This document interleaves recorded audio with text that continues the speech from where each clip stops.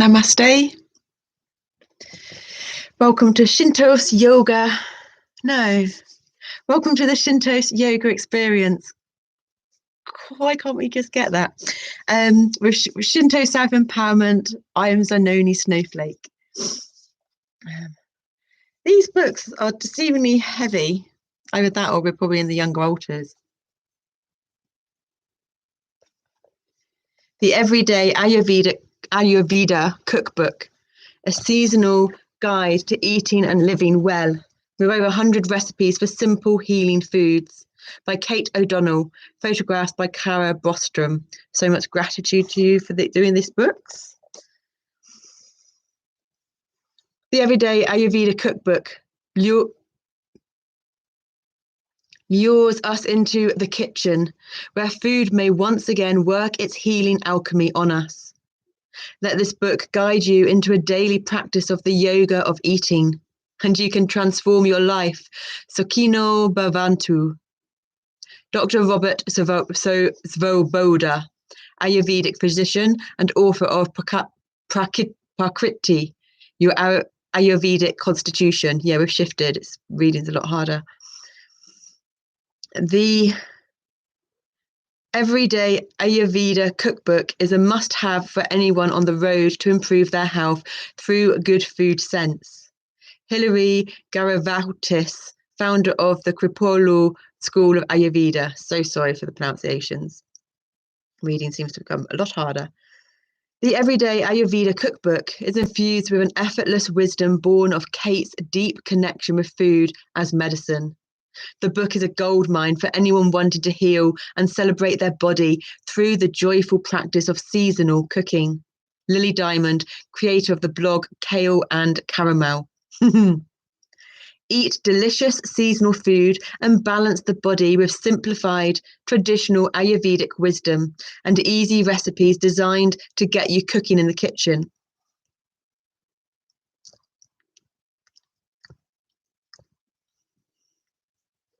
Keeping digestion on track is the key to health in Ayurveda, and eating natural, homemade foods in accordance with personal constitution and changes in environment is often all that we need to find balance.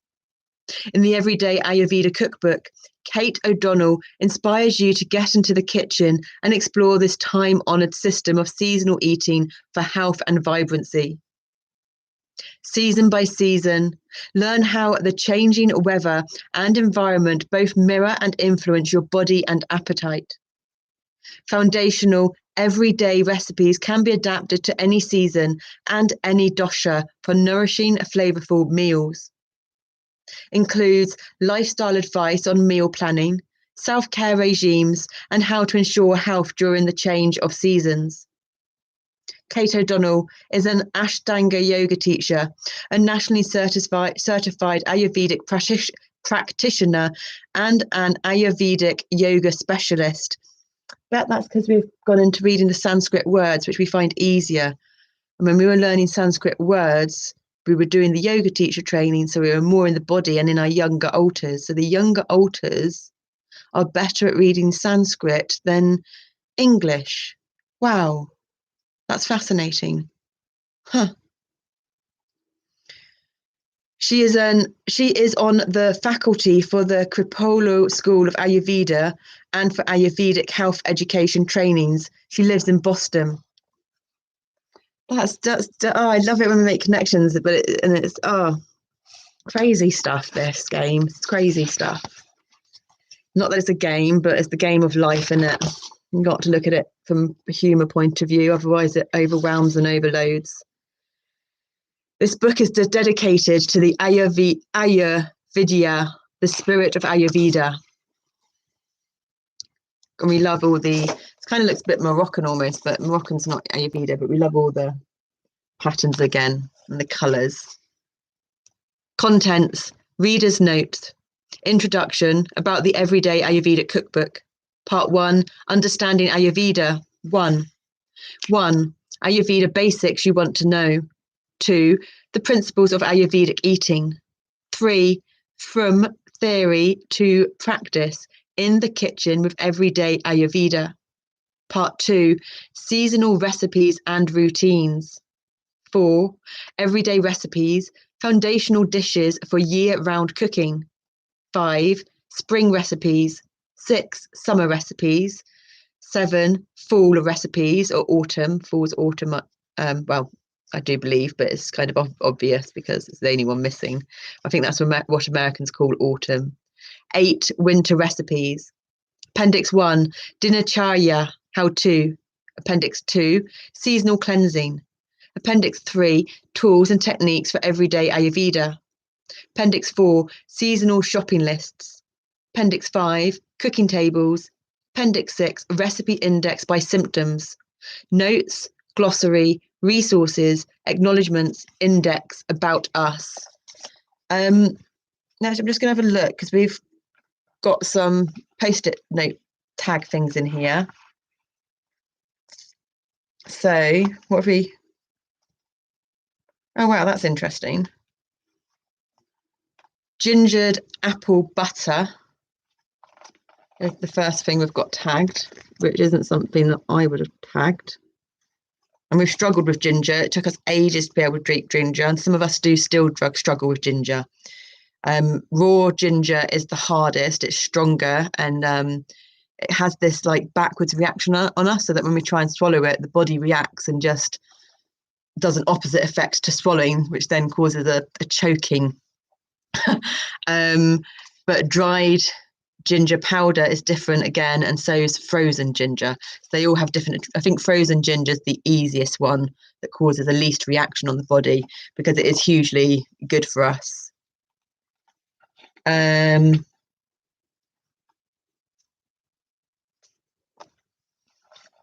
next one that we've tagged is yam and oat muffins. So I don't know. I think yams are the little potatoes, aren't they?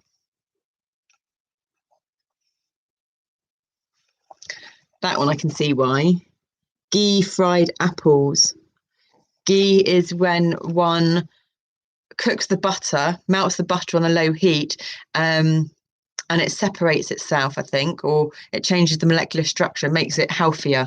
I think that's what ghee is. Warming tomato dough. That's interesting. I thought they were going to be the detox stuff. So at the back, you've got cooking pictures of cooking grains, so you can actually see what they're like. So this must be where we've got our information from on buying some of our grains, but we don't know what they all are that we've bought. Recipe index by symptoms.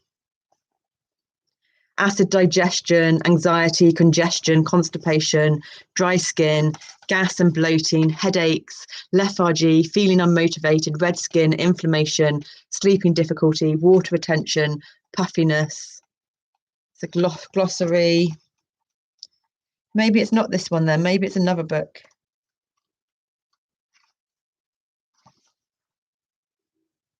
They look good. Sun butter truffles. And then you've got things like cleansing green juice.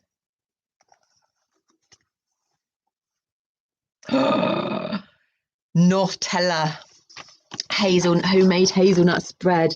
We used to eat Nutella by the jar and fool ourselves that we wanted the jar because they were put in these little glasses that you could get.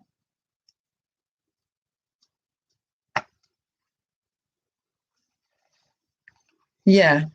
Okay, so let's do. So it has cool little picture diagrams. So that's the 6 tastes, sensations of our world. So it'd be the 6 tastes of the tongue. You split the tongue into certain sections, and that section of the tongue is what tastes these. So one section is astringent, dry, cool, and heavy. Sweet, heavy, oily, sticky, cool. Sour, hot, light, and moist. Salty, hot, heavy, sharp, little oily. Bitter, dry, cool, and light. Pungent, dry, light, hot, and sharp. And then it has the 10 builders and their opposites. So it's actually got, how we were saying, just talking about the heavy and the light. It actually has heavy, light, slow, dull, sharp, penetrating, quick. So it actually gives you a definition of what those are as well.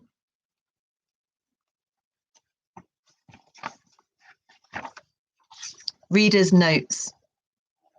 Food has always been a friend. I've been playing with food since, as Mum tells me, I made mud pies on the front steps of our house. By an auspicious twist of fate, I came of age in the kitchens of India. I first visited the subcontinent in college when I was beginning to learn how to cook for myself. Hanging around in village kitchens and trying my hand at rolling chapati and frying up dosa is how I learned. And I still don't know how to cook a good mac and cheese. But I don't eat meat much, cheese or pasta, because it feels good to eat these things and supports my early morning yoga practice. My staples are dal, basmati rice, and khichdi. This book will teach you how to make all these things and more. I never thought too much about digestion, but after a few years of the travelling lifestyle, it seemed like most foods didn't make me feel well, and I began to notice the connection between what I ate and my state of being. Shiver me tingles! When my digestion became critical in India during one trip, I found an Ayurvedic doctor who taught me about how the system uses foods for healing. Once he wrote down the name of a recommended vegetable in the local language, and I brought the piece of paper to the vegetable vendor. He pointed to a white squash the size of a ceiling fan. That's massive. Shh.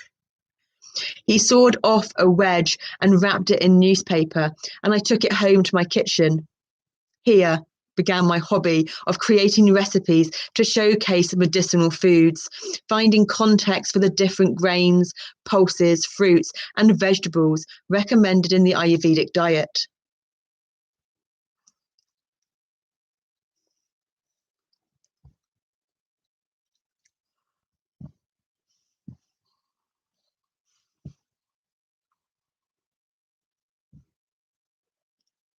My cooking with unfamiliar items found in the street markets of India and with local foods from the farmers' markets at home makes up the years of culinary research behind these recipes. Fast forward 15 years, I live in the city. I am a full-time yoga teacher and Ayurvedic practitioner. The diet and lifestyle I introduce in this book have greatly supported me in sustaining a life of service in an urban environment and in balancing a spiritual path with the duties of daily life. I take good care of myself so I can show up consistently to support communities that experience the depth and gifts of yoga and Ayurveda amid a modern paced life. The Ayurvedic principle of eating digestible foods in a calm environment remains, for me, the key to staying healthy and vibrant. This is real life. I get busy and I get hungry. Out of necessity, I have birthed hybridized versions of the cookery of India in my tiny apartment kitchens. The everyday Ayurveda cookbook uses fresh seasonal ingredients to enable you to create, in the middle of a busy day, authentic healing meals.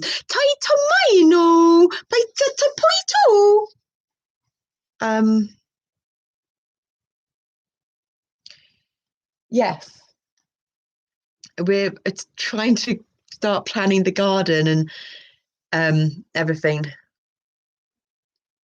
which causes some of our stress. But I think they were just saying that this would be really good to refer to, along with, I think there's something been up on our mobile phone for ages, and a couple of other things. We've got that book that we just showed you before, and we've got the other date book to go with this, the lunar mooning book, lunar gardening book, and I'm sure there's something else somewhere. And with a combination of putting them all together, oh, that's it. We've got a couple of laminated things that some of us really work well off laminated stuff. So, for instance, this one we laminated ourselves. But we've got things like this on the body that we've bought, on the chakras, on the systems. But this is one we laminated ourselves, and this is from Patch Tarot. So this also works with the seasons. Each quadrant is a season, and it's the wisdom wheel. So around the outside, you've got the King of Cups, Prince of Swords, Queen of Discs. So it's all the tarot cards, kings, queens, and the princes are the knights. And then in the center, you've got all the aces and all the princesses, and all the princesses are the pages. Each quarter is a season. Each season comes out to an astrological sign. So we're in end of January, aren't we? Wow, we started looking at this almost. Oh yeah, I suppose we started looking at this properly.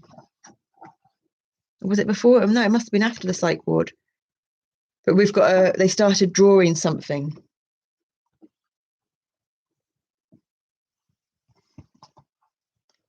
So on one of our dissociation trips, major dissociation trips,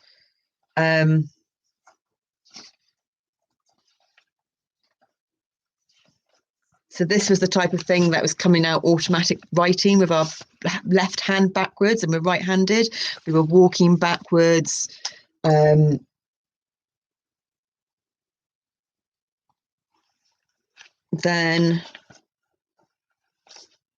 but yeah, so this was Saturday, the 2nd of September 2017.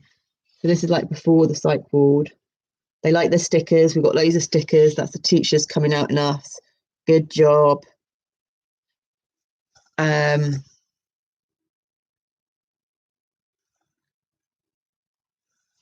Yeah.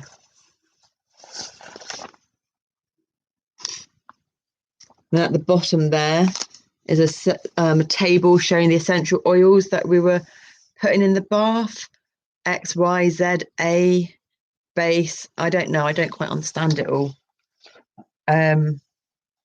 Then there's ones that have taken notes on the Aries new moon, different colours, different things. That was last year. That was March the 24th last year. We've got different ones go in different books. So we've got this size, and then we've got this is A4. We've got a load of A5 and smaller ones, and then we've got A3 and A2. Or is it A2 and A1? No, I think it's A3 and A2. The youngest ones go in the real big one.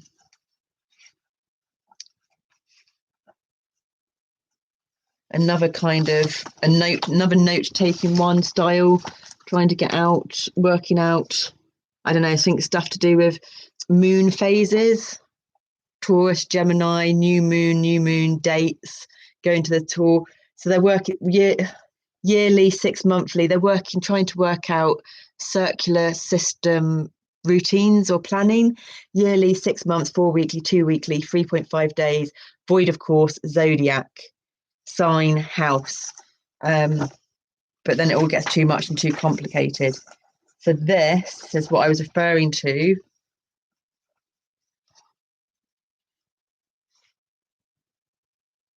So I remember vaguely being co-conscious when this was being done. It was before, a bath had been run, and it was before going in a bath. And it's when we'd worked out that we were backwards. So this is when it started. This was according to, when did it start? Monday, the 6th of July. So we started this on June. It would have been the June solstice. So June 21st is the first bit of pen here, which relates to this one down here. We worked out we're backwards. So when the energies are in here, we're up here, because we're the opposite to the collective consciousness, the ones that did this, the main one. And that's the main ones that I know. It's like, I know that haven't understood stuff, and if we don't understand it, say it to us backwards, and we normally kind of get it. And we find simplest things harder. So for instance, we're on the 28th of January today. So if we go up to here, we're in the season of the Ace of Swords, which is winter. Ace of Swords and the Page of Swords. We're in the middle quadrant, which is Aquarius. It's a fixed sign. It's the star card in the tarot. And we're on the 28th. So each one of these lasts 10 days. And it's January the 20th to January the 29th. So this ends tomorrow.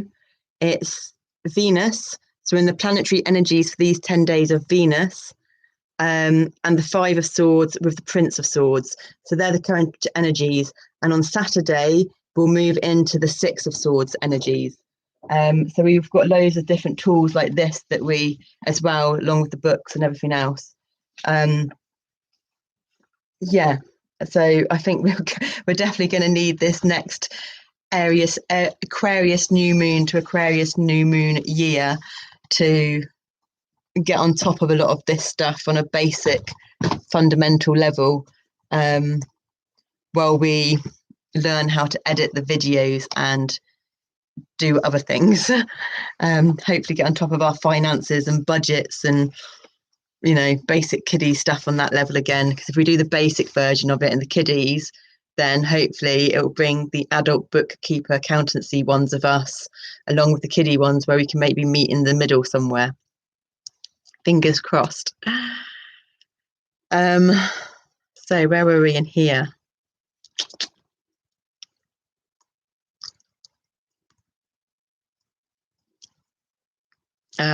Apologies if we repeat ourselves. The Everyday Ayurveda cookbook uses fresh seasonal ingredients to enable you to create, in the middle of a busy day, authentic healing meals. Photographer Cara Bostrom began making some of my recipes at home to get her body in balance. Her experience of Ayurveda was so beneficial. She offered her talents to help me get the word out and to get organised. So what I love about this is because she specifically said that, she's obviously someone that's not very organised, and reading these books develops our language skills, our vocabulary basis, understanding how books are put together. But one can also get the energy of the book, so the energy of the author. So if an editor hasn't come in and really tweaked the words around too much, the author's energies in the book, so you get the author's there. So she struggled with being organised, and then she's got really good at being organised. Whichever authors in us struggle at being organised will get the energies from the book, and eventually that will work its way, the information through the rainbow electromagnetic fields into us to develop our organisational skills better as well, especially with all the others. So there's so many different things on a subatomic energetic level.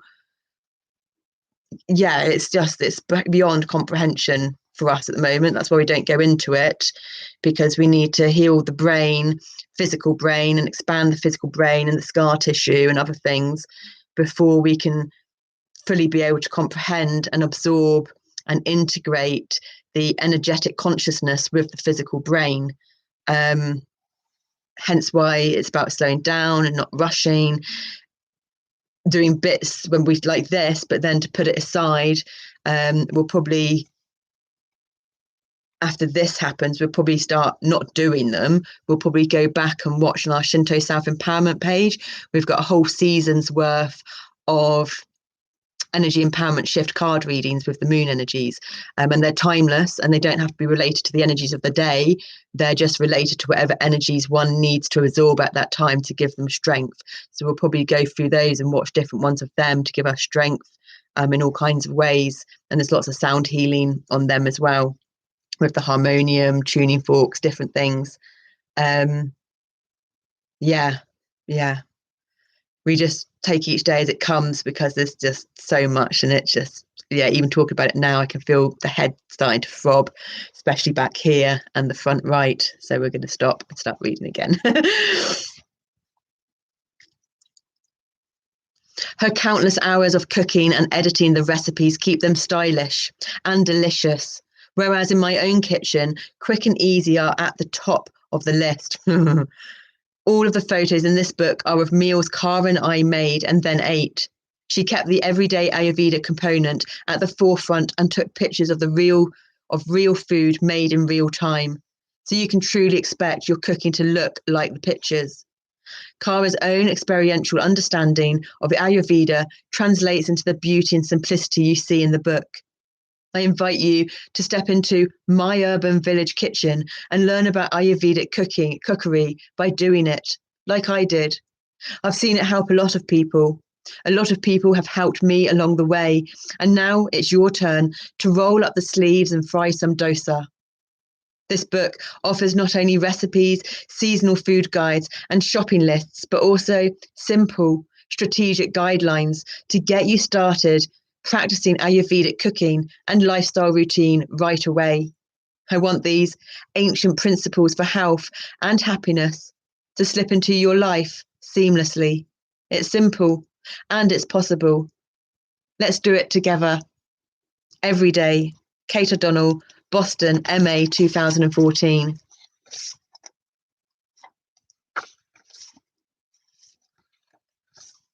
We're going to read the first bit of the introduction, and then we're going to have a break before doing the last two books and then a break before we read the chapter of Women Who Run with Wolves on the full moon, on the wolf moon, full moon, wolf moon Leo. And she's disseminating now. She's waning, getting smaller. So when she's waxing, getting bigger, it's about the build up of energy and the manifestation. But when she starts waning and getting smaller, it's about forgiveness and letting go and doing all that work and dancing with the phases of the moon to release, let go, go introspective, become aware, ready for the dark moon to set intentions in the mind and wishes, so that when the new moon comes, we can actually bring the ideas and the creations down through the body, either through the mouth and out through the mouth, through vocal sounding, through voice recording, through the hand and writing, or through physical actions of doing. So the ones that we're on at the moment, we haven't written in our soul inquiry stuff for ages, right? Or our journals. Writing seems to have gone out the window, and it's about reading and physically doing at the moment for us. So it depends for us which alters out to which sense works and navigates the manifestation side of it, I suppose, for creating our future from our present day actions. And actions speak louder than words. So we do the words and do the actions together. And I suppose the writing comes more from an internal dialogue and writing rather than an external dialogue and actions. That's interesting. I look forward to listening to that back, because I don't know really what we said then. Introduction. About the everyday Ayurveda cookbook. Here's what this book is meant to do. Get you in the kitchen. Not for big projects, but for simple preparations. Most days, maybe even every day. You may or may not fall in love with cooking, but it's important to know that preparing food for yourself is a key element to wellness. It's been amazing for us. This book will keep us, we do our exercises. Sometimes we can't even squeeze lemons. We need to get an electric lemon squeezer. And that sounds terrible. I hate to say it, but like, it's just squeezing the lemons and the oranges is just a nightmare on our wrists. And we've attempted using our wrist things and our hand supports, but then they get dirty and then you got to wash them, and that uses up more energy. We've tried making bulk. Yeah, so it's like, even sometimes we can't even chop and use a knife, or we cut ourselves. Other times we can, but we have to use 4 different knives at once because the shape of the knife gets too much and too tiresome, so we have to keep changing the shape.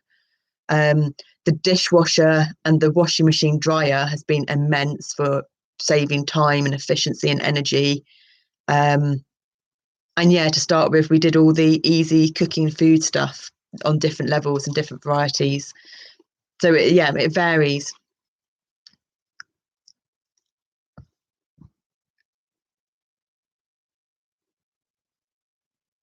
This book will keep it simple, practical, and functional. The goal is not to create fancy or perfect meals, but to be satisfied by your food. Some days this may mean having a treat. Other days it may mean keeping your food really basic to serve as fuel for your day. The food program in this book provides plenty of variety, but it is based on simplicity. Ayurveda is the indigenous health science of India, a way of understanding balance and imbalance in the body so that we can avoid the progression of disease by addressing the causes early on. The inspiration behind the everyday Ayurveda cookbook is to our inner art. It's on the side of our foot, but a little bit inner, close to the heel. It's just like twitching and going mad. The inspiration behind the everyday Ayurveda cookbook is to demystify this ancient science, which truly has something in it to help everyone. I'm sorry, they want to butt in. They're really disappointed that we haven't read any of the crystal books or the Feng Shui book, or we've got the Science of Healing Ayurveda here as well. And we've got the Reflexology Healing Bible and traditional symbols. But this one's fun. Let's read our feet. It's like palm reading, but you read your feet. And I can tell you what areas you're good in communication or not, and all kinds of things from reading your feet. It's amazing. But yeah, that's obviously for later dates.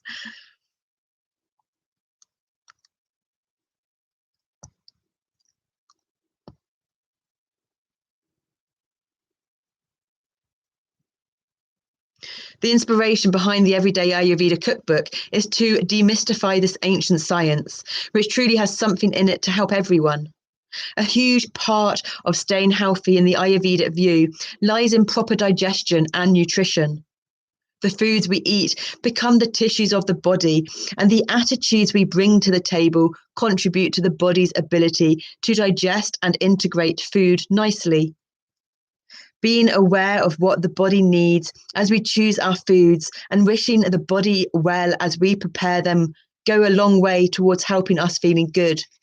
We also, when we had our brother around, got him to make an extra little table in the kitchen, and we've got a stool.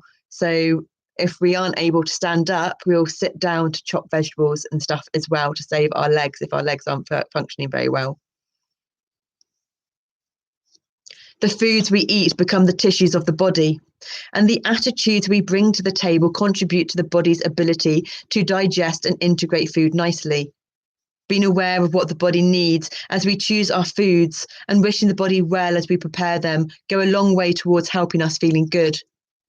This book is for you if you are looking for concrete ways to improve your diet and lifestyle, new to Ayurveda or to cooking in general, feeling tired or anxious or experiencing poor digestion, interested in applying a traditional holistic healing system to your... Yeah, we're obviously a different order. That just freaked us out. Oh, whew. Interesting. Sun time. Leo is ruled by the sun. Leo rules the heart and chest area, and it was this area that just went in that jumping. So it's obviously some kind of energetic connection then that went on as well. So yeah, it's lucky that we're coming for a break soon to just absorb and integrate. Whew, that felt powerful.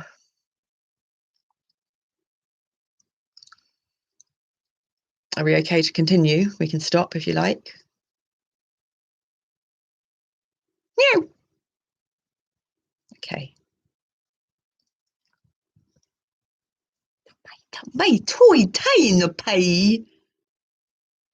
Are you okay? That doesn't like to tie no my tie. I don't understand, sorry.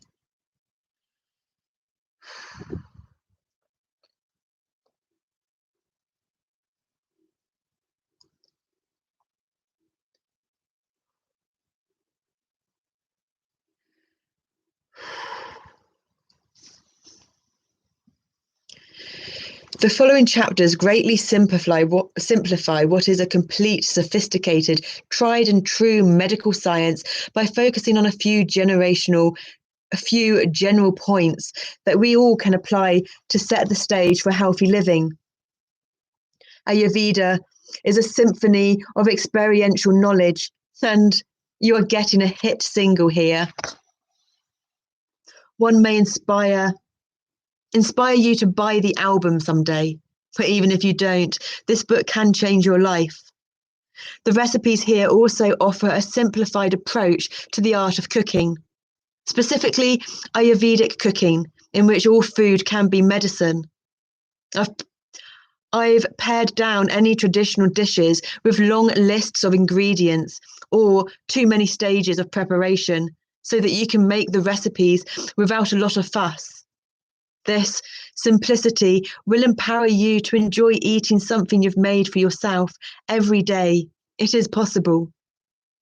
What you will find in this book: an introduction to Ayurveda and how this diet and lifestyle work, though you don't need to read it, let alone memorize it, to use this book to your advantage. Methods for making simple breakfasts, lunches and suppers that can be adapted by changing key ingredients as the seasons change. Daily self-care routines for each season and suggestions of what time of day to practice them. Shopping lists for each season, which will set you up to make all of the staple recipes in each seasonal chapter. Travel tips, family tips, and take it to work tips for eating well and staying on centre during your regular routine. Tried and true practices for improving the function of the digestive organs, and feeling good after you eat. A walkthrough of safe spring and fall cleansing practices. Prakriti, your true nature. Ayurveda is known for its individual approach. Each person is seen as a unique system with unique needs and tendencies. Prakriti means nature. This word is used to encompass all primordial matter, what you might call Mother Nature, and Prakriti refers to one's individual, true nature. You are made up of a unique combination of nature's elements, and the qualities of these elements in your body make you who and how you are. Understanding what elements are prevalent in your body is intuitive, and the recipes in this book will help you feel how the elements manifest in you. Take some time to let the practices in this book settle in, and if you want to know more, an Ayurvedic practitioner can help you further understand how certain elements may have tendencies to get out of balance in your body and teach you how to manage these specific tendencies through diet and lifestyle. What you won't find in this book: complicated recipes that require you to buy expensive ingredients. Tomato. Recipes that contain white sugar or refined flours. Heavy use of nightshade vegetables, tomatoes, eggplants, bell peppers, white potatoes. A family of vegetables containing trace amounts of toxins, which can build up and promote inflammation in some bodies. Potato.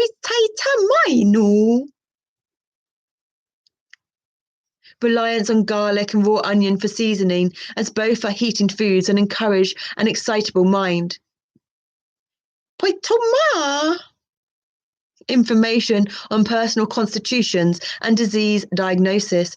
For this, you'll need to consult other resources or an Ayurvedic practitioner. Then it goes on to roots of the recipes, traditional, regional, health nut, and then understanding Ayurveda part 1. We're going to leave it for there.